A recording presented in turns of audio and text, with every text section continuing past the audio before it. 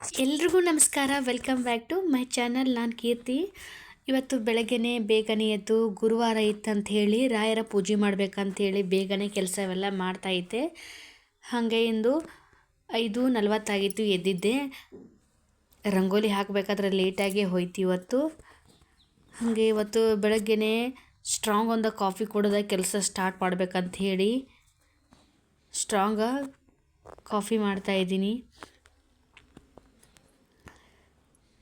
ಈ ಥರನೇ ನಾನು ಯಾವಾಗಲೂ ಕಾಫಿಯನ್ನು ಮಾಡೋದು. ಹಾಲು ಹಾಕಿ ಅಷ್ಟೇ ಮಾಡ್ತೀನಿ, ಜಾಸ್ತಿ ಏನು ನೀರ ಏನು ಹಾಕಲ್ಲ ನಾನು. ಯಾರೆಲ್ಲ ನನ್ನ ಚಾನಲ್ನ ನೋಡ್ತೀರಾ ಪ್ಲೀಸ್ ಸಬ್ಸ್ಕ್ರೈಬ್ ಮಾಡೋದನ್ನು ಮರಿಬೇಡಿ.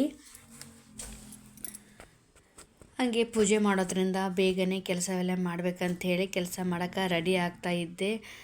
ಪಾತ್ರೆ ತೊಳ್ಕೊಂಬಂದ ಹಂಗೆ ವಿಡಿಯೋ ಮಾಡ್ಬೇಕಂತ ಸ್ವಲ್ಪ ವಿಡಿಯೋ ಮಾಡಿದ್ದೆ ಅಷ್ಟೇ.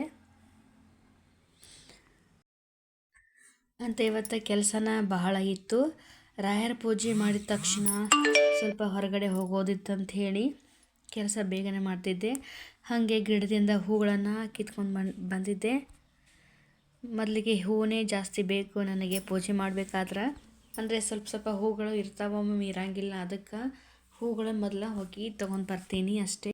ರಾಯರ ಪೂಜೆ ಹೇಗಾಗಿದೆ ಅಂತ ಕಮೆಂಟ್ ಮುಖಾಂತರ ತಿಳಿಸಿ.